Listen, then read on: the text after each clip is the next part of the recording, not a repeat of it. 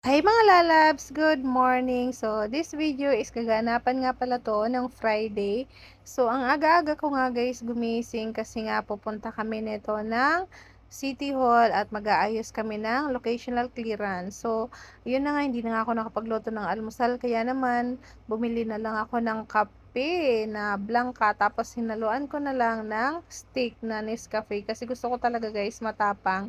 And then, ito, habang nag-aantay nga ako ng kasama ko, tinulungan ko muna si Erwin kasi busy siya sa paggawa ng lagari.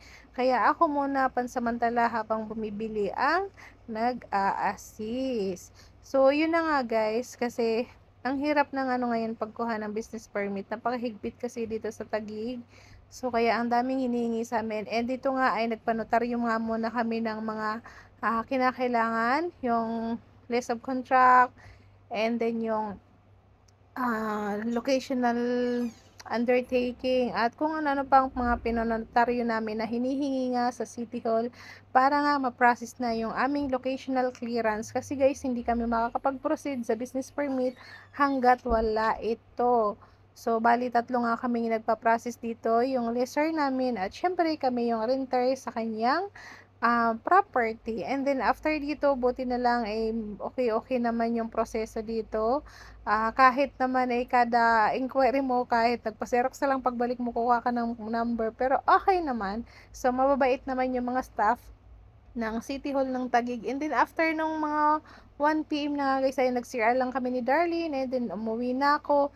At dito na nga, Diyos ko, grabe talaga guys yung gutom ko kasi alauna na ata ito. Kaya pagdating ko, gutom na gutom talaga ako. Kaya naman tingnan nyo. And nagmamadali pa nga ako dyan sa pagkain ko kasi nga, aalis yung kapatid ni Anthony at kailangan kong tulungan ulit si Erwin sa taas.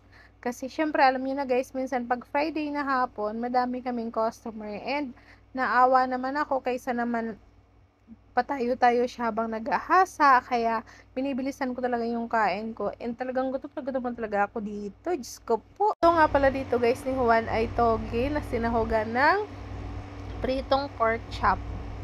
So, yun talaga, ang bilis ng kain ko, ang lalaki na pati ng subo ko, wala na akong pakialam guys, kasi gutom na talaga ako. Actually, nahihilo na ako sa gutom.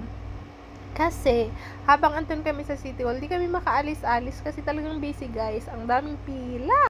At ang mayroon lang akong baon noon ay candy lang talaga, wala man lang akong dalang biskwit kasi nga super nagmamadali talaga kami.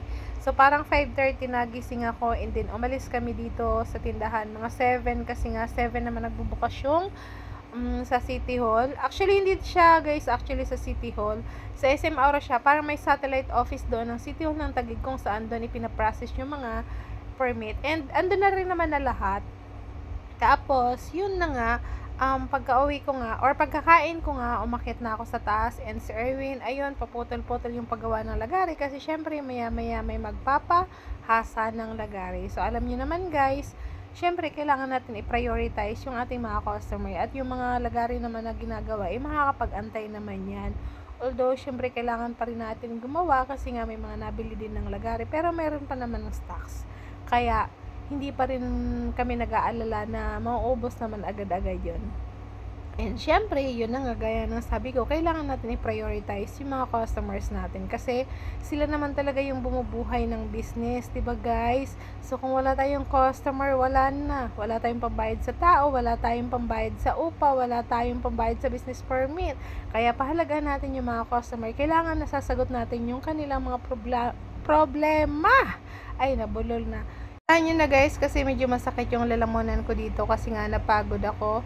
Kaya naman don't forget to like, share, and follow. Ayan, see you on my next vlog guys. Don't forget to follow Lynn Briefs. And syempre, share na rin natin ng bonggang-bongga.